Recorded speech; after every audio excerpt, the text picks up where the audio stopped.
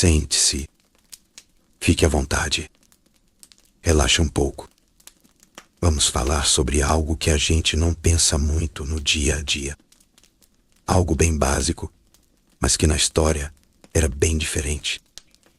A higiene, mais especificamente, a higiene na Grécia Antiga.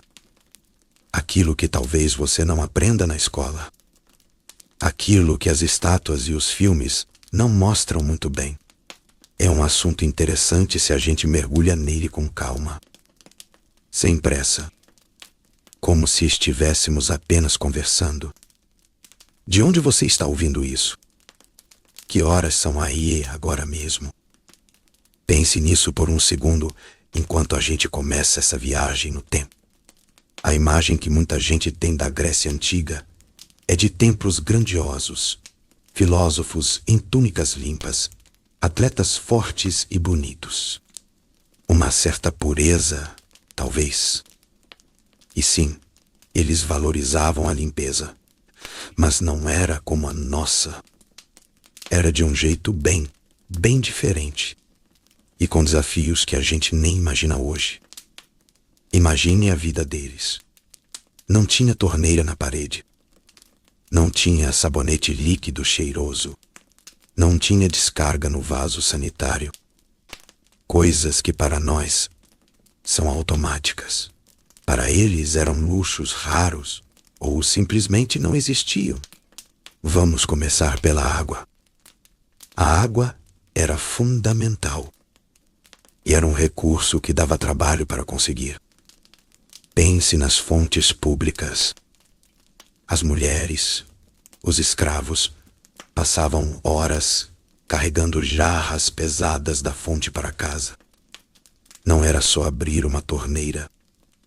Era esforço físico, tempo dedicado só para ter água para beber, cozinhar e, sim, lavar alguma coisa. E a qualidade dessa água nem sempre era das melhores. Vinha de poços, de fontes naturais, às vezes por canais simples.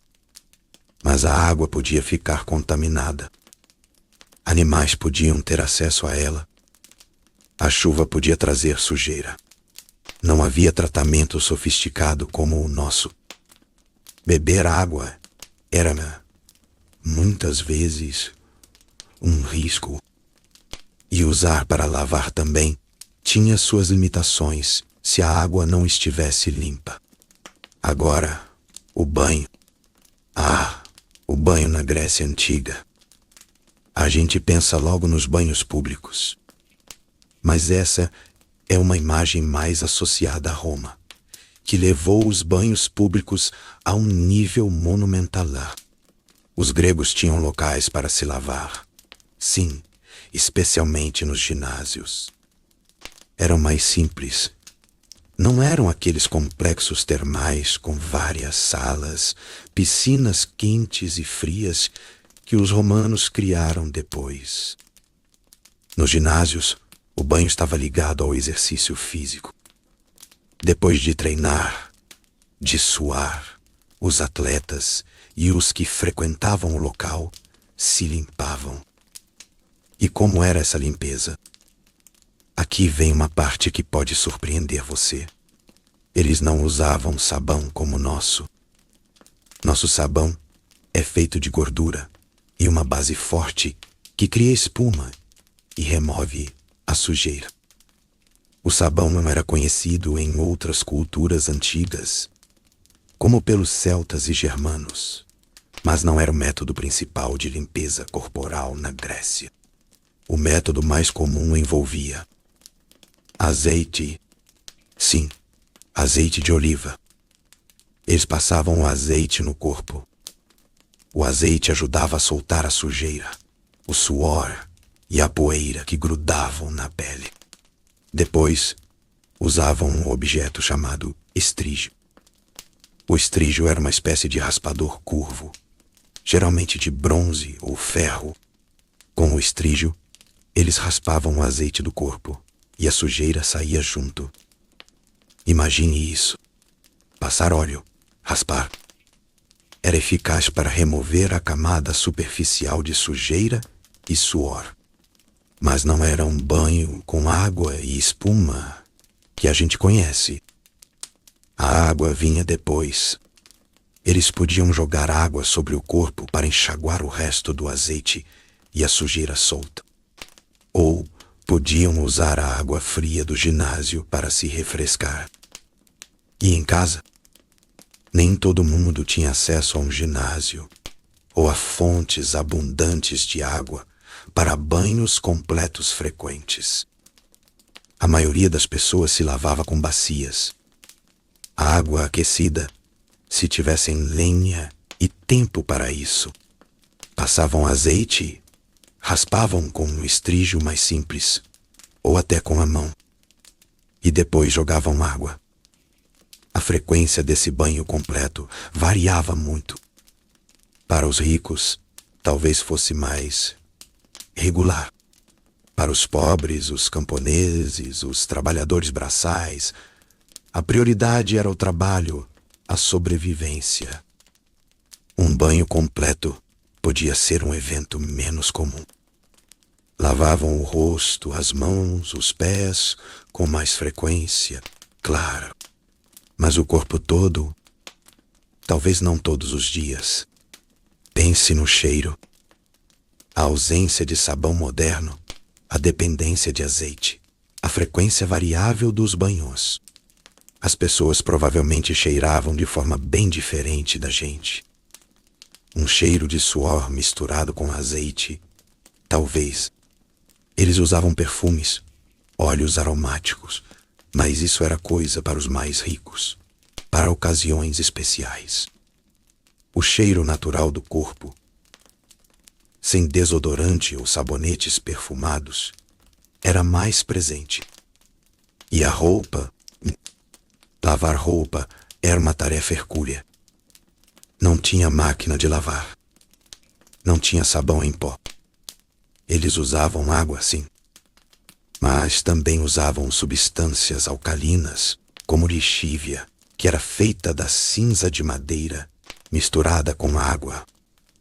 Isso ajudava a soltar a gordura e a sujeira dos tecidos, que eram geralmente linho ou lã. Batia-se a roupa na água, esfregava-se com a lixívia, enxaguava-se. Era um processo demorado, cansativo. As roupas demoravam a secar, especialmente em certas épocas do ano. Isso significa que as roupas não eram lavadas com a frequência que lavamos hoje. Elas eram usadas por mais tempo entre as lavagens. E o que isso implica? Pense em parasitas. Piolhos, pulgas eram uma realidade na Grécia Antiga, assim como em outras sociedades da época. Afetavam a todos, ricos e pobres. A falta de banhos frequentes com métodos eficazes de limpeza, a lavagem menos frequente da roupa, tudo isso contribuía para a proliferação desses bichinhos. Raspar a cabeça, coçar-se, isso fazia parte do dia a dia de muita gente. Não era falta de cuidado, era a dificuldade de erradicá-los com as ferramentas que tinham. Vamos falar de outro aspecto da higiene que era um desafio enorme: o lixo e o esgoto. Aqui é onde a imagem idílica da Grécia Antiga realmente se choca com a realidade. A maioria das cidades gregas, incluindo Atenas, não tinham um sistema de esgoto e lixo organizado, como o de Roma, por exemplo, que construiu aquedutos e cloacas impressionantes. Em muitas casas gregas, especialmente nas mais simples, não havia instalações sanitárias internas. Usava-se penicos. O conteúdo desses penicos tinha que ir para algum lugar. E para onde ia? Muitas vezes, para a rua. Sim, jogado na rua. A rua era o depósito de lixo e esgoto para muita gente. Imagine a cena: ruas estreitas, de terra batida, ou pedras. Animais circulando, cães, porcos, e dejetos humanos e lixo doméstico sendo despejados ali. Restos de comida, cinzas, cacos de cerâmica, fezes, tudo isso na rua. O cheiro devia ser intenso, principalmente nos dias quentes. Havia algumas tentativas de manejo. Em algumas áreas podia haver valas para tentar escoar a água da chuva e parte da sujeira.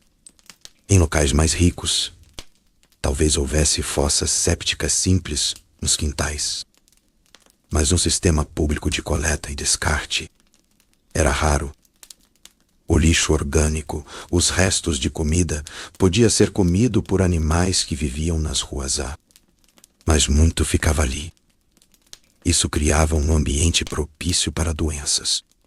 Moscas, ratos, tudo isso circulava livremente em meio ao lixo e aos dejetos. Não é de surpreender que as epidemias fossem comuns e devastadoras. Eles não entendiam sobre germes.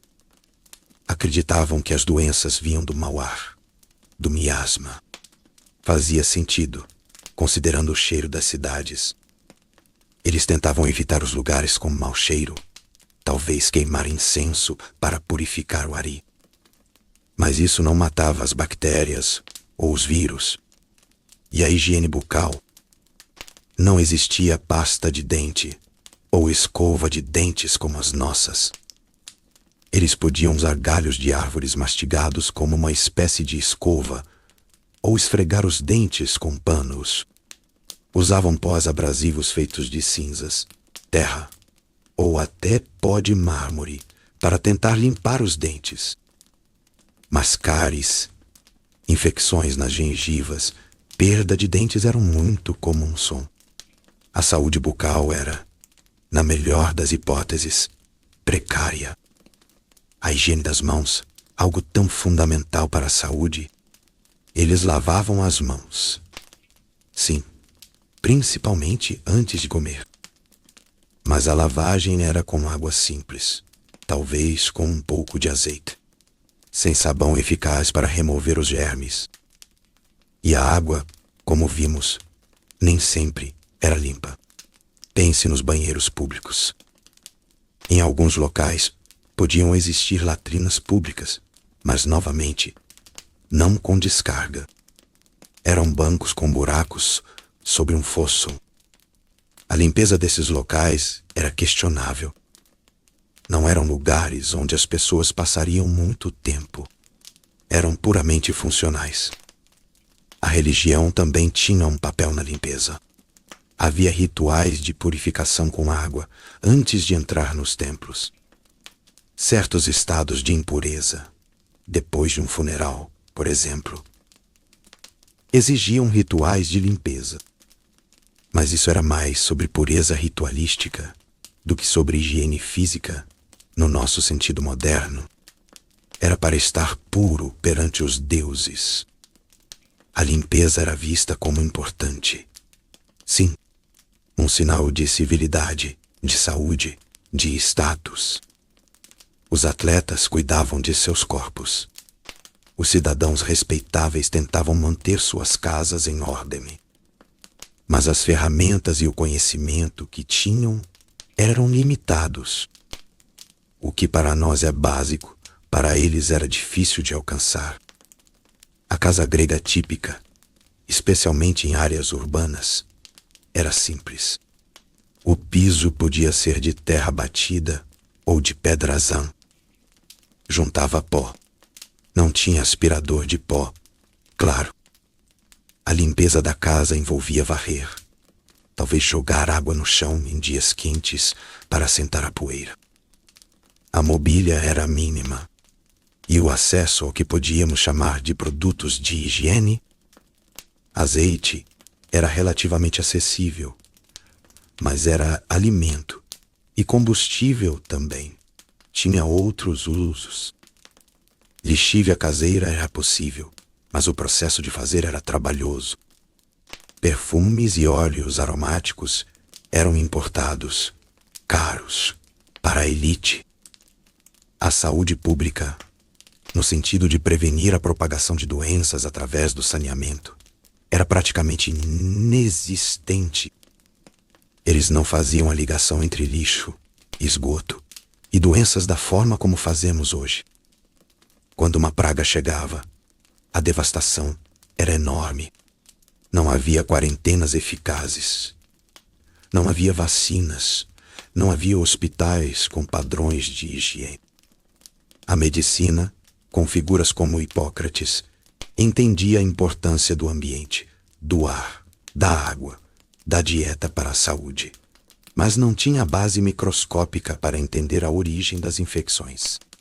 Eles associavam a doença a desequilíbrios internos ou a fatores ambientais visíveis. O mau cheiro, pântanos. Então, quando você pensa na Grécia Antiga, vá além das estátuas de mármore polido. Pense na realidade do dia a dia, na dificuldade de obter água limpa, no cheiro das ruas, na luta constante contra a sujeira e os parasitas sem as ferramentas que temos, no banho com azeite e estrígio, na roupa lavada com cinzas. Não era uma sociedade suja por escolha. Era uma sociedade que enfrentava desafios imensos de higiene e saneamento com recursos e conhecimentos limitados. A verdade sobre a higiene na Grécia Antiga é que ela era uma luta diária, uma questão de status social e muito, muito diferente da nossa experiência moderna. Eles faziam o melhor que podiam com o que tinham. Valorizavam a limpeza dentro do que era possível.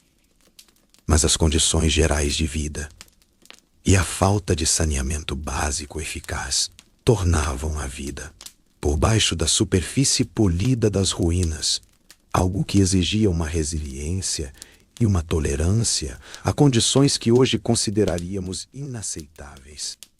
É uma perspectiva que muda um pouco a forma como vemos essa civilização tão admirada, não é mesmo? Mostra o quão fundamental são as conquistas em saneamento e higiene para a nossa vida moderna. Coisas simples que eles não tinham, como sabão eficaz, água encanada limpa e sistemas de esgoto, fazem uma diferença brutal na saúde e no bem-estar de uma população. Pense nisso na próxima vez que você abrir a torneira ou usar sabonete. É uma herança de milhares de anos de luta contra a sujeira e a doença, algo que a Grécia Antiga enfrentava sem as nossas ferramentas. E essa é uma parte importante da história deles, que nem sempre é contada. A religião na Grécia Antiga. Você acha que sabe? Zeus, Hera, Monte Olimpo, mitos fascinantes, templos grandiosos, sacrifícios. É isso, certo? Não exatamente. A verdade é bem diferente, muito mais complexa. E ninguém te conta isso. Prepare-se para desfazer algumas ideias. Primeiro choque. Não havia uma Bíblia grega, nenhum livro sagrado ditando todas as regras, sem dogmas fixos, sem uma escritura intocável que unificasse a fé. Pense nisso. Como uma religião funciona sem um texto central? Ela funcionava na prática, nos rituais, nas tradições orais, nos mitos contados de geração em geração. Mas não havia um assim, disse o Senhor escrito e universalmente aceito. Outro ponto crucial. Não havia uma igreja grega. Não havia um papa. Sem uma hierarquia centralizada. Cada cidade-estado era um centro religioso por si só. Atenas tinha seus rituais. Esparta, os seus. Corindo, os seus... Eles adoravam os mesmos deuses, sim. Mas as regras, os festivais, os mitos locais eram diferentes. Era descentralizado, local, profundamente ligado à identidade de cada comunidade. Imagine a variação. Centenas de cidades, centenas de formas ligeiramente diferentes de se relacionar com o divino. Aqui está talvez o ponto mais surpreendente. Na Grécia Antiga, não importava tanto no que você acreditava no fundo do seu coração. Importava o que você fazia, os rituais, as oferendas, os sacrifícios, a participação nos festivais cívicos. Era a ortopraxia, a prática correta, que tinha primazia. A fé interior, a crença íntima. Isso era secundário para a religião pública. Era um contrato. Você honrava os deuses com as ações esperadas. Fazia os sacrifícios certos no momento certo. Participava das procissões.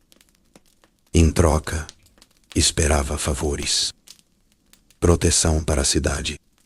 Boa colheita. Vitória na batalha. Uma transação divina. Não necessariamente um relacionamento de amor pessoal ou busca por salvação individual. Era um acordo, um pacto. E os sacerdotes e sacerdotisas, eles não eram como pastores ou padres modernos. Não eram necessariamente guias morais ou teólogos. Muitos eram cidadãos comuns. Eram eleitos ou sorteados por um tempo limitado. Ou o cargo era hereditário em certas famílias. A função deles? Cuidar do templo. Supervisionar os rituais. Garantir que os sacrifícios fossem feitos corretamente. Eram administradores do sagrado. Servidores públicos dos deuses, por assim dizer. Não pregavam sermões. Não ditavam a moral da população de cima para baixo. Isso mostra como a religião estava entrelaçada com a vida cívica. Ser religioso era ser um bom cidadão. Participar dos rituais da cidade era um dever. Uma forma de mostrar lealdade à sua polis, tanto quanto aos deuses. E o pós-vida? Para a maioria dos gregos comuns, a visão era sombria. O reino de Hades não era um paraíso. Não era um inferno de punição eterna no sentido cristão. Era cinza, uma existência fantasmagórica no submundo. Os heróis, os muito virtuosos, podiam ter destinos melhores, as ilhas afortunadas, mas para a grande massa, Hades era o destino, sem julgamento moral rigoroso, apenas uma existência diminuída. A esperança de uma vida após a morte feliz não era a força motriz da religião pública. O foco estava na vida aqui e agora. Obter favores dos deuses para esta vida, para a sua família, para a sua cidade. Mas a religião grega não era monolítica. Ao lado dessa religião pública, cívica e transacional, existiam os cultos de mistério. Estes eram diferentes. Eram voluntários, secretos. Exigiam iniciação. Cultos como os de Eleusis, Dionísio ou Orfismo ofereciam algo que a religião pública não dava. Uma conexão pessoal mais profunda com o divino. Rituais que buscavam purificação. E frequentemente a promessa de um destino melhor após a morte para os iniciados. Uma esperança, um vislumbre de luz na sombra de Hades. Esses cultos de mistério eram imensamente populares. Eles existiam em paralelo com a religião cívica.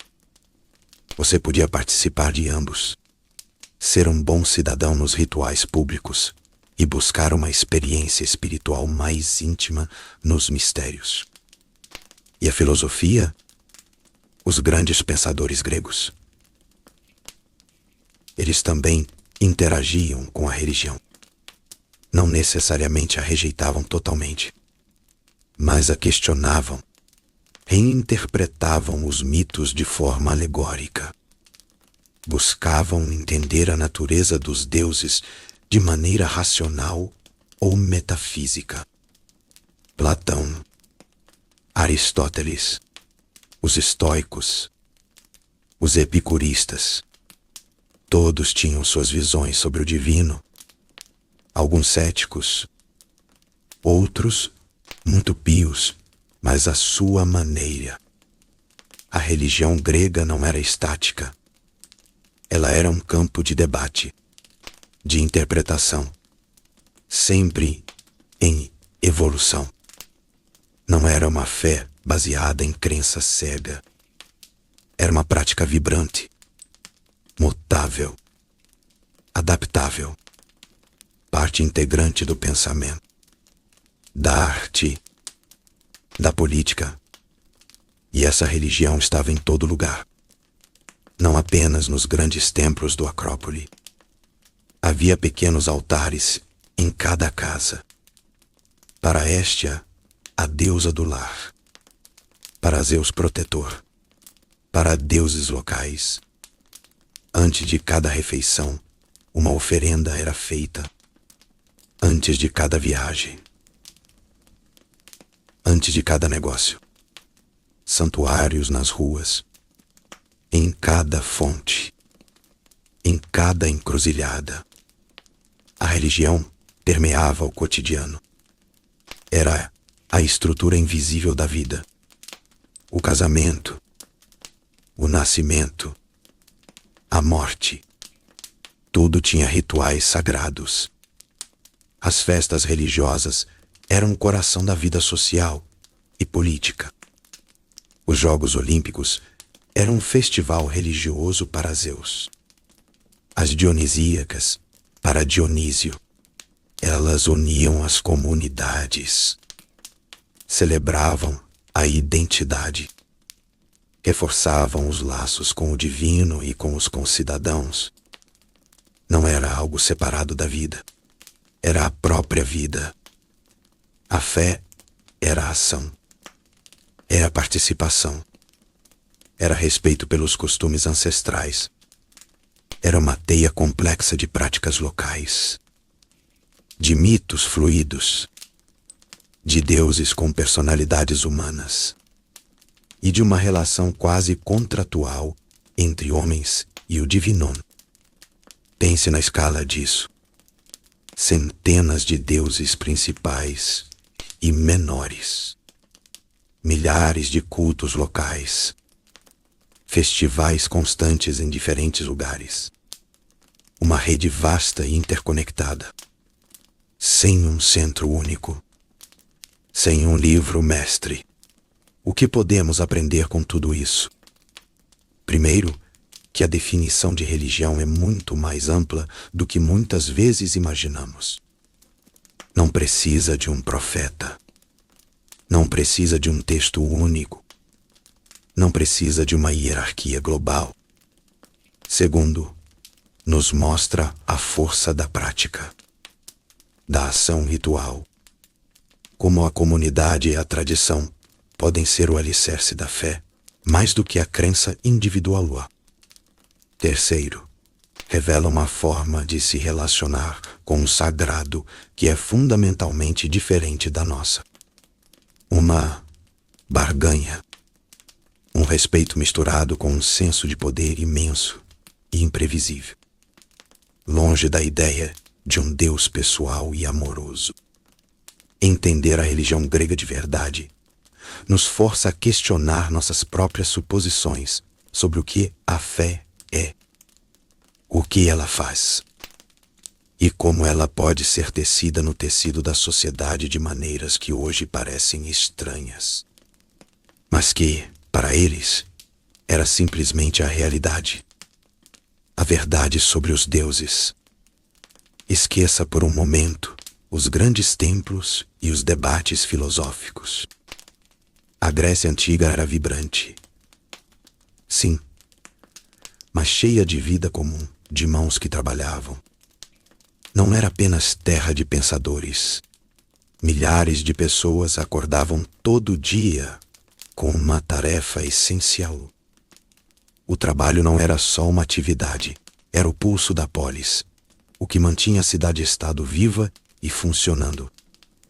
E cada polis tinha seu ritmo, suas peculiaridades. Atenas não era Esparta. Corinto não era Tebas. A geografia, a política, os recursos disponíveis. Tudo isso moldava a vida.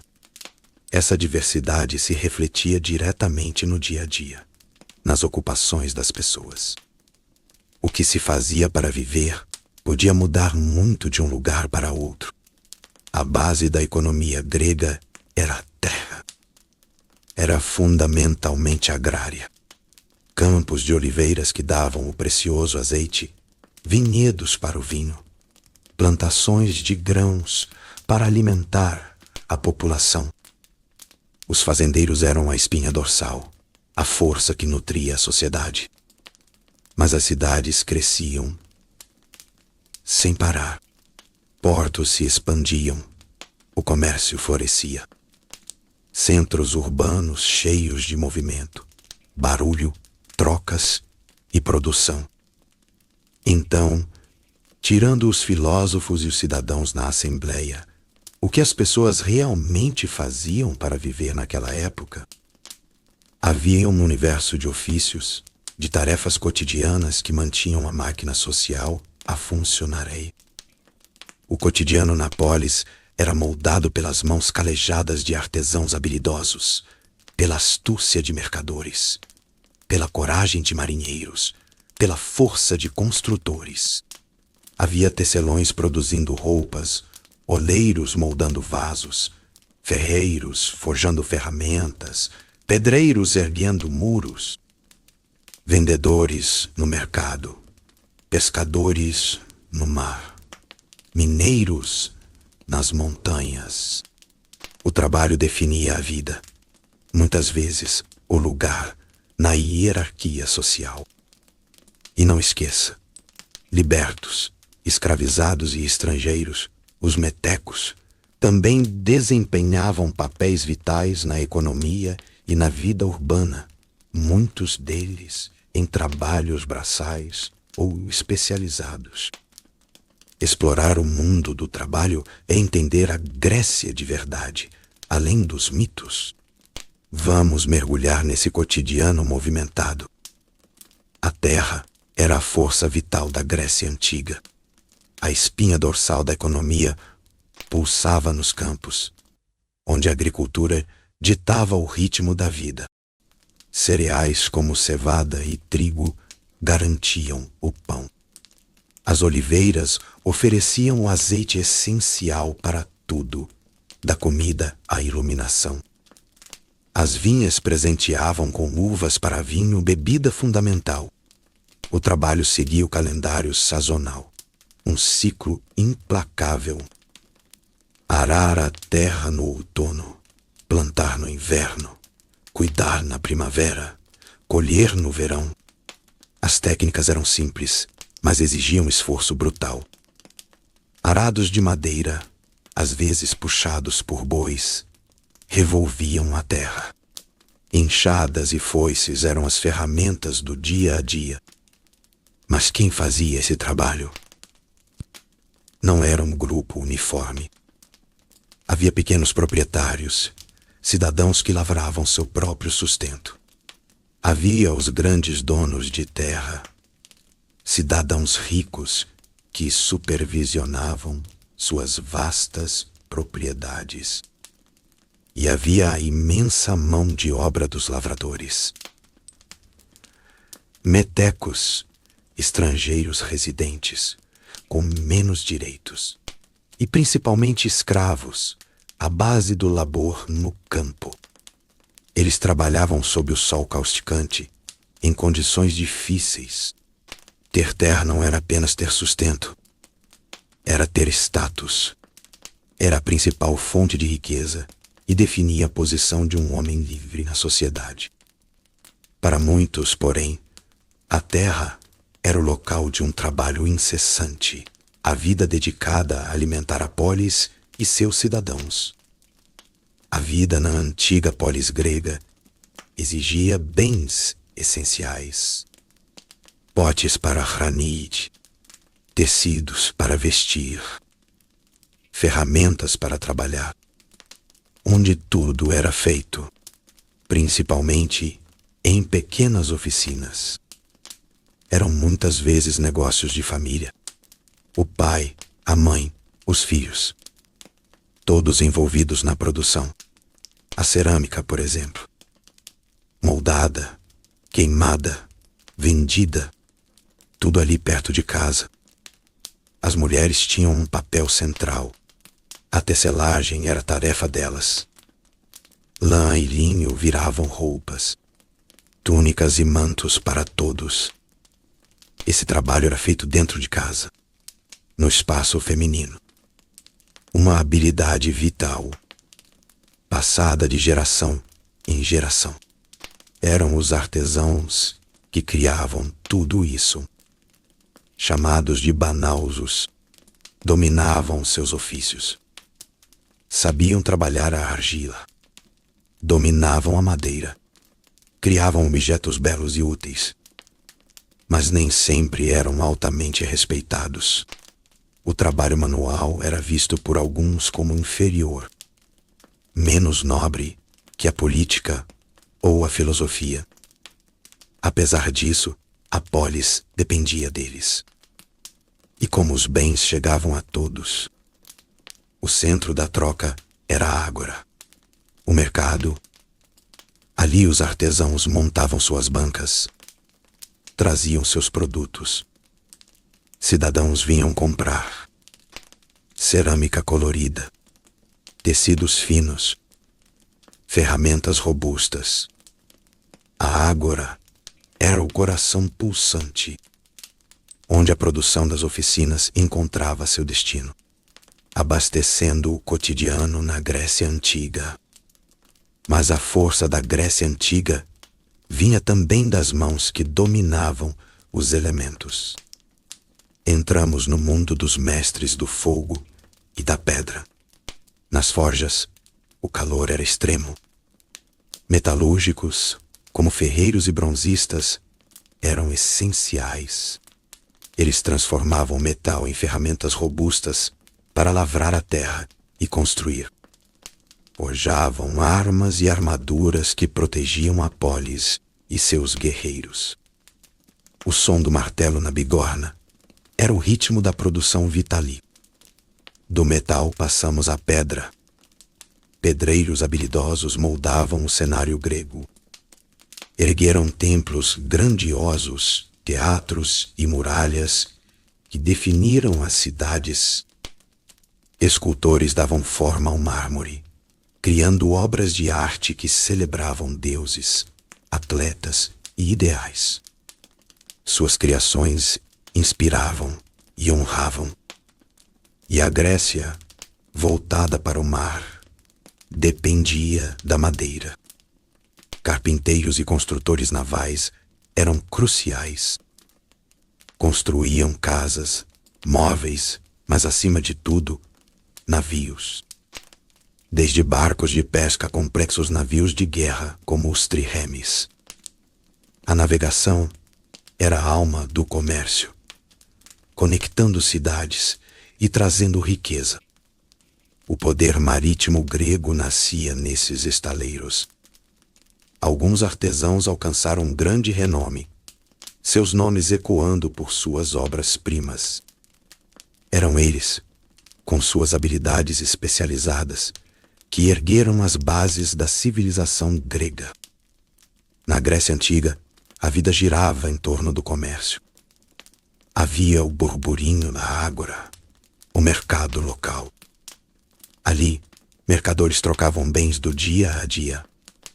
Mas a verdadeira riqueza, as grandes fortunas, vinham do mar.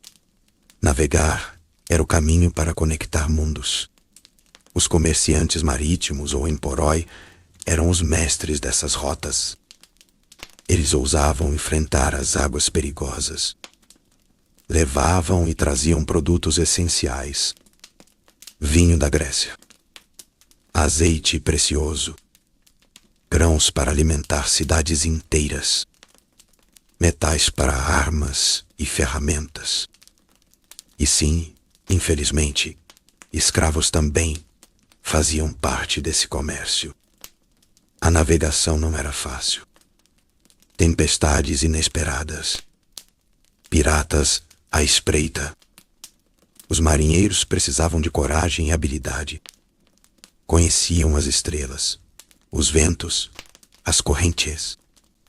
Cada viagem era um risco calculado. E o destino? Os portos movimentados. Lugares como Pireu, cheios de navios de todas as partes, onde a carga desembarcava e o ciclo do comércio recomeçava.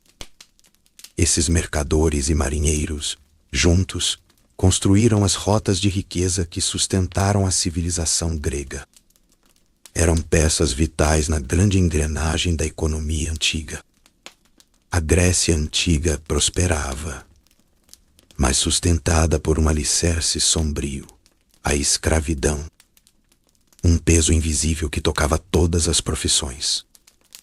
De onde vinham essas pessoas?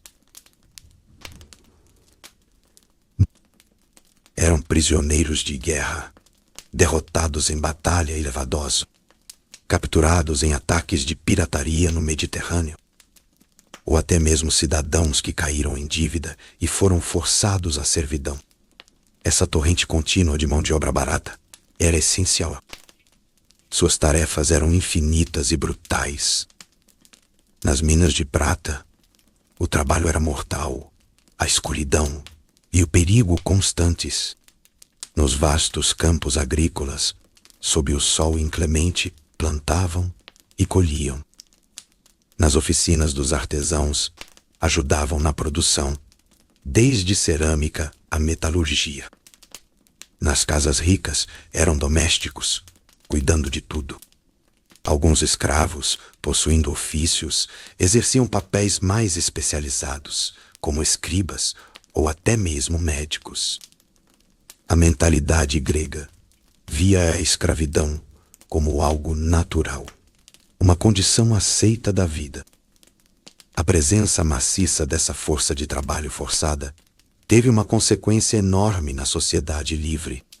O trabalho manual, árduo e repetitivo, passou a ser frequentemente desvalorizado. Era coisa de escravo. Isso direcionou os cidadãos para outras áreas: política, filosofia, artes liberais ou ofícios que exigiam mais intelecto ou supervisão. Assim, a escravidão, o peso invisível, definia não apenas o trabalho dos cativos, mas também, por contraste, as profissões valorizadas pelos homens livres da Grécia Antiga. Na Grécia Antiga, o direito de trabalhar e o tipo de trabalho que se podia fazer não eram iguais para todos. A posição social definia muitas oportunidades. Ser cidadão era ter privilégios. Idealmente, o cidadão ateniense não dependia do trabalho manual para viver. Sua vida devia ser dedicada à polis, à política, ao serviço militar. O sustento vinha da terra, muitas vezes trabalhada por escravos, ou de rendas. O trabalho braçal era visto por muitos como menos digno, algo para outros grupos. Quem eram esses outros? Principalmente os metecos. Eram residentes estrangeiros que viviam na cidade, muitas vezes por gerações. Eles não tinham direitos políticos, não podiam possuir terras, mas eram vitais para a economia. Eram os artesãos especializados, os construtores, os comerciantes que faziam o comércio florescer. Ocupavam um espaço econômico que muitos cidadãos preferiam não preencher. Havia restrições claras. Metecos pagavam impostos específicos. Cidadãos tinham acesso a cargos públicos e terras. Outros forasteiros ou grupos sem status fixo tinham ainda menos oportunidades, muitas vezes limitados a trabalhos menos qualificados ou instáveis. A ligação entre cidadania, propriedade e participação na polis era forte. Sua identidade social determinava seu lugar no complexo mercado de trabalho grego, criando uma sociedade onde os direitos e oportunidades eram rigidamente estratificados. Na Grécia Antiga, a saúde do corpo e a força da mente eram pilares. Profissões surgiram para cuidar delas. Na saúde, o desenvolvimento era notável. Pense na escola hipocrática, um marco. Eles buscavam causas naturais para as doenças.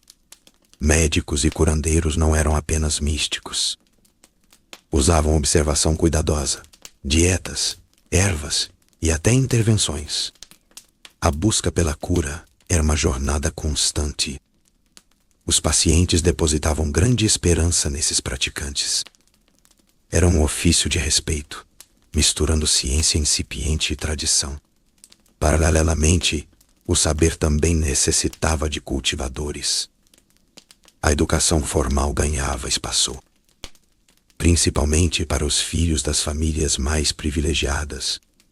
Eles frequentavam os ginásios, locais para exercício físico e intelectual. Depois, centros mais avançados como as famosas academias floresceram. Lugares como a Academia de Platão se tornaram celeiros de conhecimento. E quem transmitia esse saber?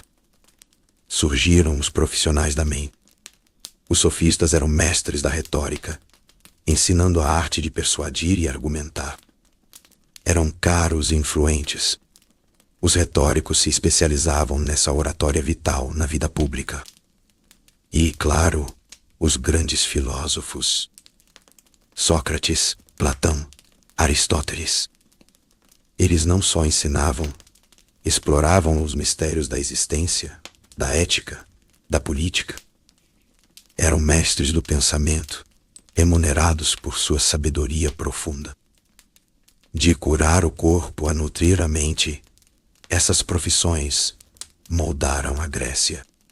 A cidade-estado, a polis, era um organismo vivo que demandava serviço constante. Servir a polis não era apenas um ideal. Traduzia-se em papéis e profissões vitais para seu funcionamento e defesa. Na esfera política, cidadãos podiam ocupar cargos públicos.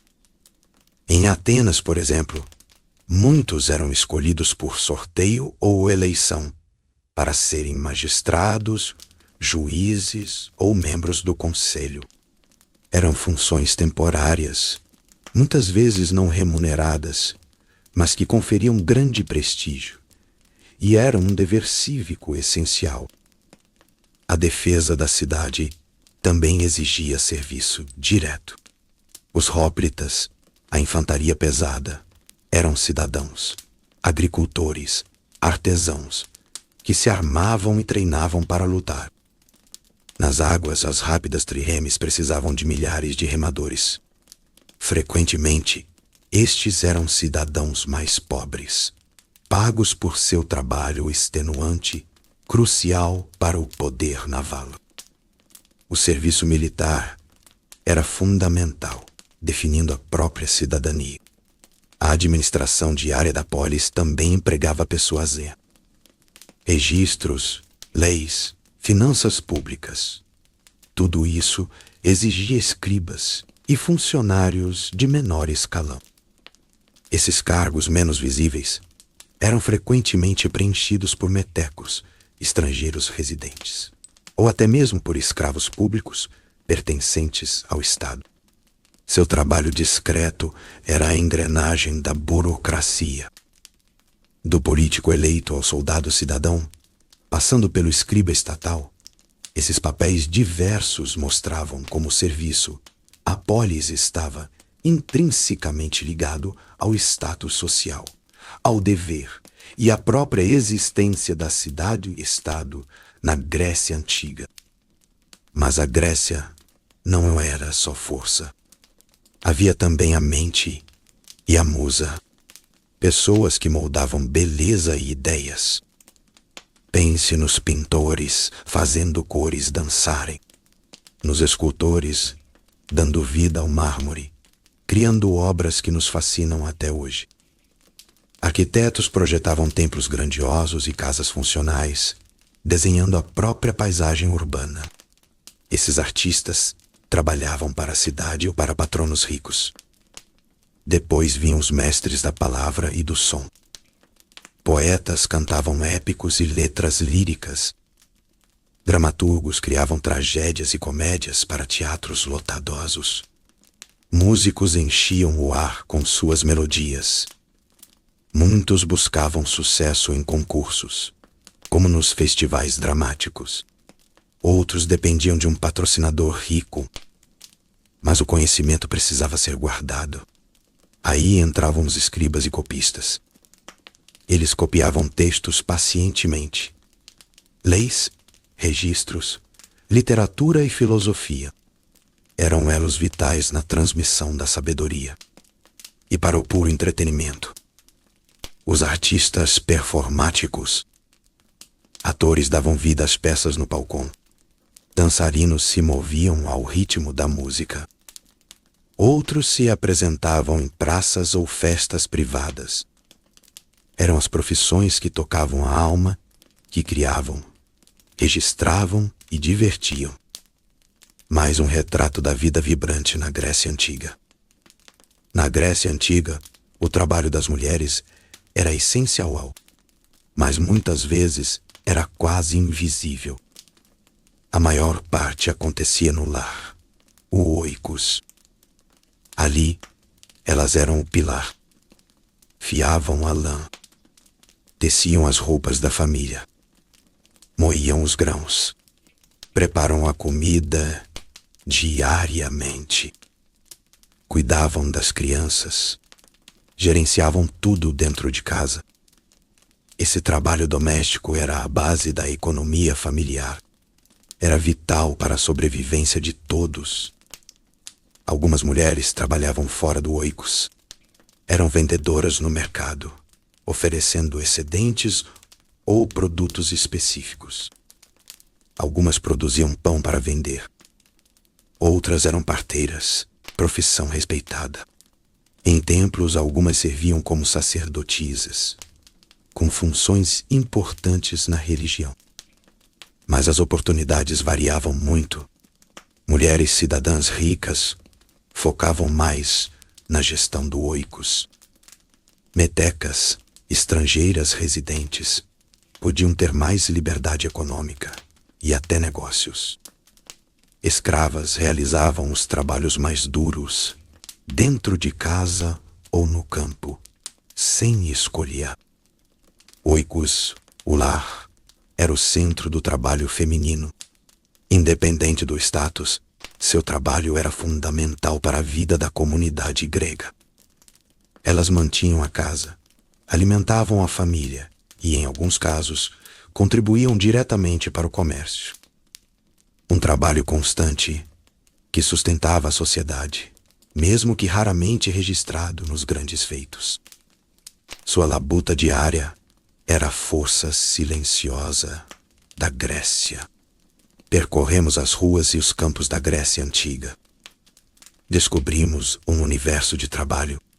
Vimos os agricultores à base da economia, cultivando a terra que alimentava a todos.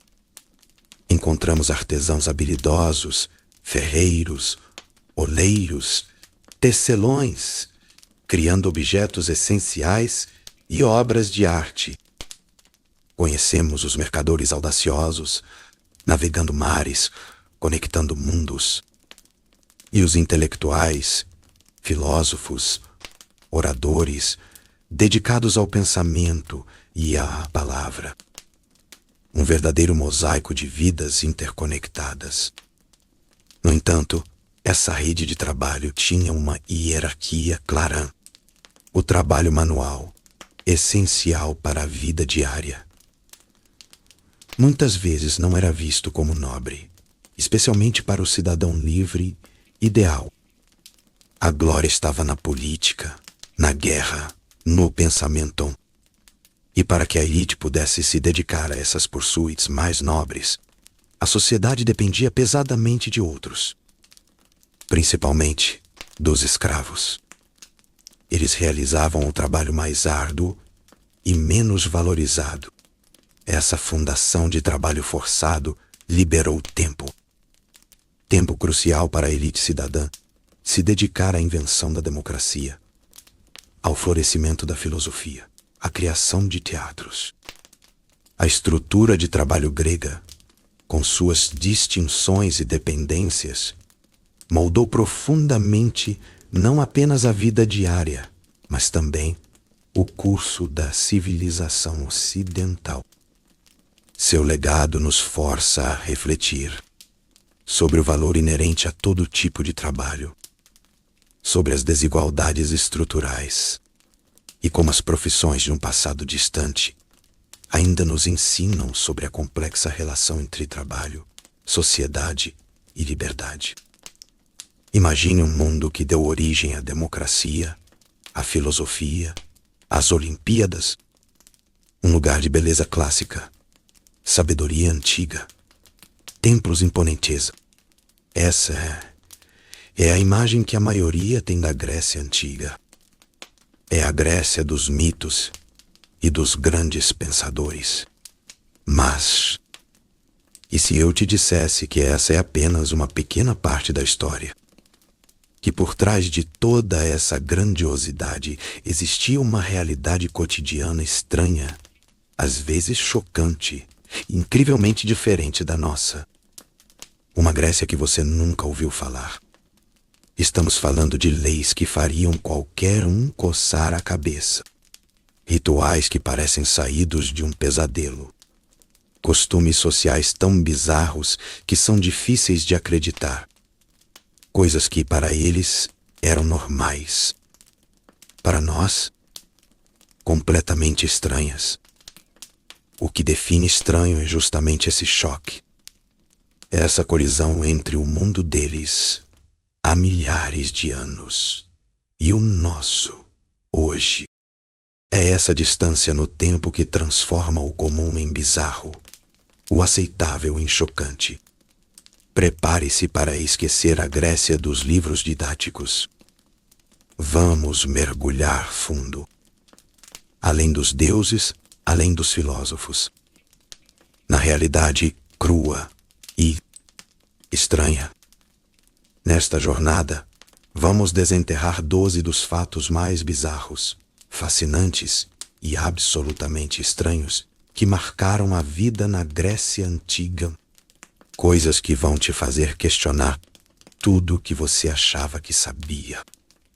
Esqueça a imagem dos deuses perfeitos.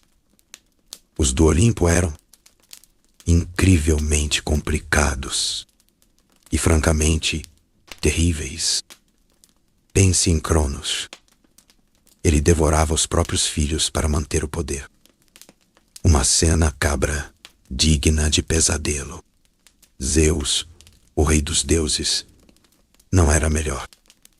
Suas transformações eram muitas vezes disfarces para seduzir, ou pior, para castigar impiedosamente quem o desagradava. Quem não se lembra de Prometeu, acorrentado por roubar o fogo? E sua fúria era lendária. Ela perseguia amantes de Zeus e seus descendentes com uma crueldade implacável. Até deuses como Dionísio e Ártemis tinham seus lados selvagens, caóticos e por vezes aterrorizantes. As relações entre eles eram um emaranhado de incesto, traição e violência brutal. Não era uma família exemplar. Longe disso. Para os mortais, esses deuses não eram modelos a seguir. Eram forças da natureza, imprevisíveis e perigosas. Você não os amava, no sentido moderno. Você os temia. Você buscava apaziguá-los. Por isso, os rituais e sacrifícios eram cruciais. Oferecer o melhor vinho, os animais mais gordos, tudo para evitar sua ira. Porque a punição divina podia ser lenta, dolorosa e completamente desproporcional. Os deuses gregos reinavam pelo medo e pela admiração forçada. Uma realeza divina, sim, mas com um toque perturbadoramente humano. Ou pior, um toque divino no que há de mais sombrio. A Grécia Antiga ansiava por respostas do além. Eram muitas as formas de buscar. A mais célebre, o oráculo de Delfos.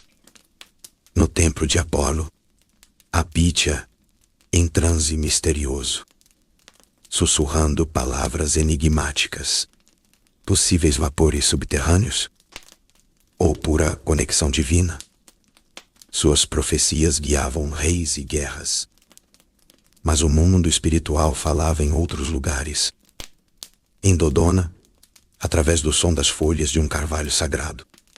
Ou no sinistro oráculo dos mortos na Tesprótia, onde se acreditava ser possível conversar diretamente com os espíritos dos falecidos. Lugares de poder e mistério. Além dos oráculos, os sinais estavam por toda parte. Os gregos liam o céu, o padrão de voo dos pássaros. Um agouro. Examinavam as entranhas quentes de animais sacrificados. Cada detalhe era uma mensagem. O universo revelava seus segredos em presságios. E os mortos, eles podiam não estar em paz. Fantasmas vagavam. Rituais específicos buscavam apaziguá-los ou afastar sua presença indesejada. Uma forma ancestral de lidar com o invisível e a mais sombria das práticas, a necromancia, o tabu de invocar os espíritos, questionar diretamente os que já partiram, buscar conhecimento proibido no reino dos mortos. Da grandiosidade de Delfos ao sussurro dos fantasmas. A Grécia Antiga sempre consultou o além, de formas estranhas e fascinantes. Imagine o dia a dia na Grécia Antiga. Não era glamour e filosofia o tempo todo. Para o grego comum, a vida tinha hábitos que hoje nos pareceriam bem esquisitos. A dieta básica é pão e azeite. Carne? Um luxo raro. Mas o mais estranho era o garum, um molho feito de peixe fermentado. O cheiro era forte, mas estava em quase tudo. Era o ketchup deles.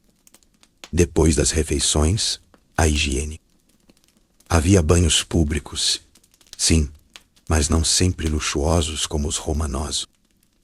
E eles não usavam sabão como nós. Esfregavam o corpo com azeite e depois raspavam a sujeira e o óleo com um objeto chamado estrígilo. Pense nisso. E papel higiênico? Não existia. Usavam outros materiais, menos confortáveis. Padrões de beleza, bem peculiares. Depilação era extrema. E cosméticos? Usavam chumbo branco para a pele, algo altamente tóxico. A beleza tinha um custo perigoso. Valorizavam a pele clara e certos traços bem definidos. E onde viviam? As casas eram modestas, simples, muitas vezes escuras por dentro. Um contraste gritante com a magnificência dos templos e edifícios públicos. Uma vida cotidiana longe do esplendor que imaginamos. Banquete bizarro e banhos estranhos faziam parte da rotina. Esqueça a imagem de filósofos calmos. Na Grécia Antiga, o simpósio era um banquete masculino. Mas era muito mais que uma festa. Era um ritual estranho e cheio de regras. O vinho era central. Não era apenas bebido. Era diluído em proporções fixas e consumido ritualisticamente. Pelo menos em teoria. A bebedeira desenfreada era comum. Os jogos eram peculiares. Não eram dados ou cartas. Jogavam cotabos, arremessar as borras de vinho num alvo distante. Havia charadas complexas e performances musicais ou poéticas. Mulheres respeitáveis eram estritamente proibidas. Apenas os homens participavam. Mas as heteras, cortesãs, educadas e cultas, eram convidadas. Elas participavam das discussões e entretinham. O objetivo declarado era a discussão filosófica. Mas a realidade podia ser bem diferente. Debates profundos rapidamente desmoronavam em embriaguez. E às vezes, brigas violentas. A etiqueta era bizarra e rigorosa. Havia um rei do banquete para impor as regras. Quebrar uma regra poderia levar a penalidades humilhantes. Cantar nu ou usar trajes ridículos. O simpósio era essa mistura selvagem. O ápice da cultura e da filosofia. Lado a lado com jogos estranhos e pura bebedeira. Definitivamente, um dos fatos mais estranhos da Grécia Antiga. Na Grécia Antiga, as conexões humanas seguiam regras bem diferentes das nossas. O casamento era visto menos como união romântica e mais como um arranjo social e econômico crucial. Alianças de família, propriedade, herança eram a base. O amor, se viesse, era bônus. As mulheres, especialmente em Atenas, viviam uma vida reclusa, com direitos legais mínimos, dependentes de figuras masculinas. Sua voz era quase silenciada na esfera pública. Mas as relações masculinas tinham outras facetas. A pederastia, algo estranho para nós, era vista dentro de um contexto social e educativo. Uma relação entre um homem mais velho e uma adolescente, ligada à formação cívica e militar. Fora do casamento, o sexo comercial florescia em diversas camadas. De bordéis estatais acessíveis a todos aos salões das hetairas, mulheres cultas e sofisticadas, companhia e conversação, não só serviços sexuais aos homens de elite. E o adultério e divórcio. Tratamento desigual era a norma. Homens tinham muito mais liberdade fora do casamento, enquanto a mulher adúltera podia sofrer consequências drásticas. O divórcio, embora possível, seguia essa mesma lógica de desequilíbrio. Um mundo complexo, longe dos nossos ideais de amor e igualdade. A Grécia Antiga não era só templos e heróis. Suas leis eram, bem, peculiares. Imagine votar para exilar alguém, não por um crime grave, mas por ser muito popular ou poderoso. Esse era o ostracismo. Cidadãos escreviam um nome em cacos de cerâmica, os ostraca. Quem recebia mais votos era banido por 10 anos. A ideia era afastar potenciais tiranos. Aristides, o justo, foi ostracizado. Temístocles também. Era um exílio político, não punição criminal. Mas as esquisitices não paravam aí. Havia lei sobre quanto tempo você podia chorar um parente, ou sobre que tipo de roupa usar para evitar o luxo excessivo. O tamanho das sepulturas era regulamentado. A usura, a cobrança de juros, era vista com desconfiança. Julgamentos eram espetáculos públicos. Júris enormes. Às vezes, milhares de cidadãos. Sem advogados profissionais. Sua sorte dependia da sua habilidade de falar. A retórica, a arte de persuadir, era vital e podia ser usada para a verdade ou para enganar. As punições variavam. Escravidão por dívidas existiu, embora Solon a abolisse em Atenas. Mutilação era rara em Atenas, mais comum em outros lugares. Execuções eram brutais. Veneno como a cicuta, ou ser jogado em um poço profundo, o Baratron. Havia até a ideia de rubris, um crime não contra um indivíduo, mas contra os deuses e a ordem social, por arrogância ou excesso. O sistema grego era complexo, fascinante e sim bastante bizarro. Na Grécia Antiga, a busca pela sabedoria podia levar a caminhos estranhos. Diógenes de Sinope é o exemplo máximo. Ele abraçou o cinismo radical, vivendo na pobreza extrema, rejeitando todas as convenções sociais. Sua casa, diz a lenda, um grande barril. Ele chocava Atenas com seus hábitos e desprezo por luxos. Famosa é a história de Alexandre, o Grande, oferecendo-lhe qualquer coisa. Diógenes respondeu apenas: saia da minha frente, você está bloqueando o sol. Mas Diógenes não estava sozinho na esquisitice filosófica. Conheça Empédocles, poeta, filósofo, cientista, curandeiro. A lenda diz que ele, buscando provar sua divindade, saltou no vulcão Etna. Fim dramático para uma vida multifacetada. Temos também Heráclito de Éfeso. Chamado o filósofo chorão, ele via o mundo em constante fluxo, incapaz de pisar no mesmo rio 2 vezes. Era misantropo, vivendo isolado, desprezando a maioria das pessoas. E Pirro de Elis, o pai do ceticismo radical. Ele levava a suspensão do juízo tão a sério que, diziam, precisava ser salvo por amigos para não ser atropelado por carruagens ou cair em precipícios, pois duvidava da própria percepção de perigo.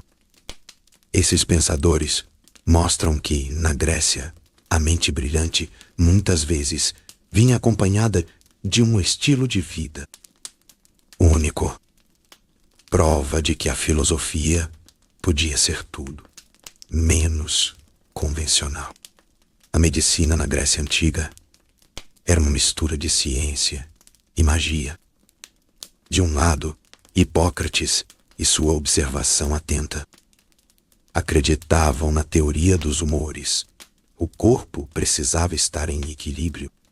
Para isso, usavam sangria ou purgação, métodos que hoje parecem assustadores. Tirar sangue para curar. Purgar o corpo com vomitivos. Não era nada sutil.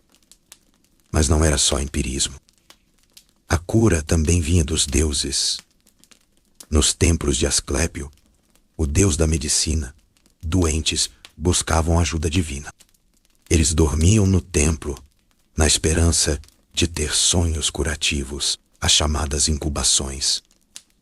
Sacerdotes interpretavam esses sonhos ou realizavam rituais de purificação e cura. O sagrado e o medicinal caminhavam juntos. E os remédios? Prepare-se. Usavam partes de animais variadas. Excrementos eram considerados medicinais para certas condições. Chegavam a usar venenos em doses controladas. Tratamentos que nos fariam revirar o estômago hoje, na cirurgia, eram limitados. Aprendiam anatomia, observando feridas de batalha.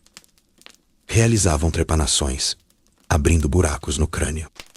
Risco altíssimo. No fundo, a crença persistia. Doenças podiam ser causadas por maldições ou possessão. Lidavam com o físico e o sobrenatural ao mesmo tempo. Uma medicina que mistura a base da nossa ciência com rituais e remédios que chocam. Fascinante e perturbador. Em Esparta, a infância acabava cedo. Aos 7 anos, meninos eram arrancados de casa para a agogê. Um sistema de treinamento brutal. Fome, frio e punições severas eram a norma. O objetivo: transformar crianças em guerreiros obedientes e resistentes à dor. Essa disciplina implacável controlava cada aspecto da vida. As refeições eram comunitárias na Sicitia, sem privacidade, sob o olhar atento de todos. O controle social era total, mas havia um segredo sombrio. A cripteia. Jovens espartanos realizavam rituais secretos para aterrorizar e matar os ilotas, os escravos estatais, garantindo sua submissão pelo medo. Era uma ferramenta de terrorismo de Estado.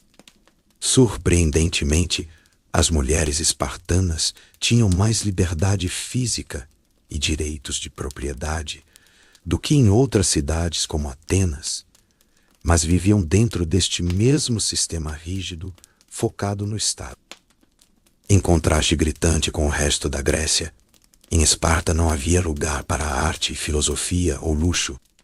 O foco era unicamente na força militar e na obediência.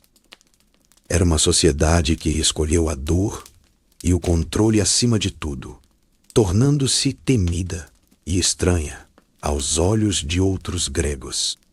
Uma verdadeira escola de sofrimento em nome da guerra.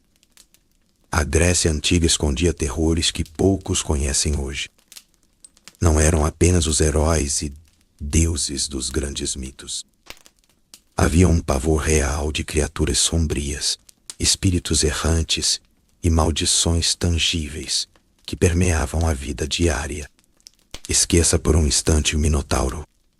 Havia a Impusa, uma criatura com perna de burro e de bronze, que seduzia homens para depois devorá-los, uma espécie de súcubo e vampira.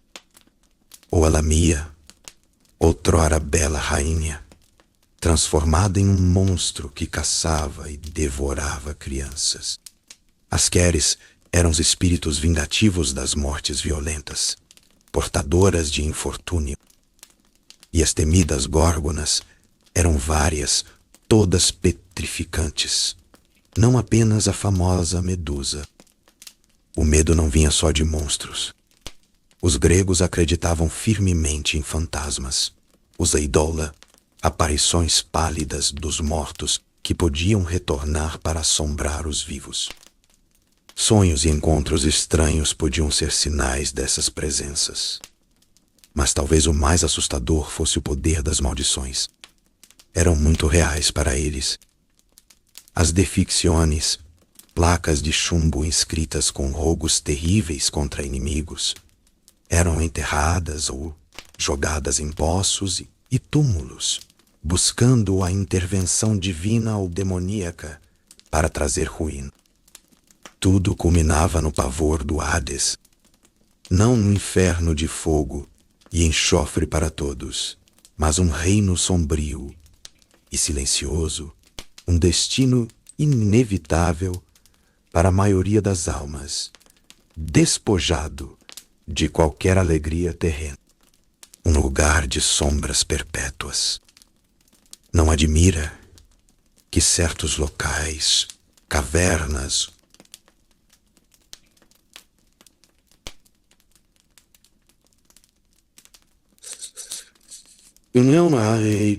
ou fontes escuras fossem vistos com apreensão, considerados portais para esse mundo subterrâneo ou marcados por algum infortúnio. Esses elementos, monstros menos conhecidos, crenças em fantasmas, a prática de maldições reais e o pavor do Hades, revelam uma dimensão fascinante e muitas vezes esquecida da mentalidade grega. Um mundo onde o medo do sobrenatural era uma parte intrínseca da realidade. Vimos coisas realmente estranhas na Grécia Antiga, não é? Costumes que nos parecem absurdos, crenças que desafiam nossa lógica, vidas cotidianas que mais parecem ficção. É crucial entender isso. A história não segue uma linha reta previsível. As culturas passadas não eram apenas versões menos desenvolvidas de nós. Eram mundos diferentes, com lógicas próprias, às vezes chocantemente bizarras para nossos olhos modernos. E essa alteridade é fascinante, porque apesar de toda essa estranheza, de como alienígenas alguns aspectos da vida grega podem parecer hoje, é impossível ignorar seu impacto gigantesco. Aqueles mesmos gregos, com suas práticas peculiares e visões de mundo distintas, semearam as ideias que formariam a base de muito do que valorizamos. A democracia que ainda buscamos aperfeiçoar. A filosofia que questiona tudo. A arte que define cânones de beleza. A lentes da ciência racional. Tudo isso brotou de um solo cultural que, para nós, parece tão estranho.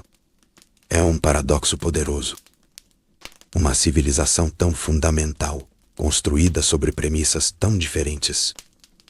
Isso nos obriga a olhar para dentro. O que consideramos normal hoje é universal, ou apenas mais uma convenção cultural, estranha para outros tempos.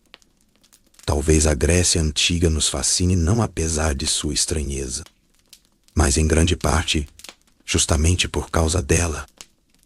É essa dissonância, a base do nosso mundo vinda de um lugar tão bizarro, que nos cativa, um eco profundo e estranho no tempo que ainda ressoa,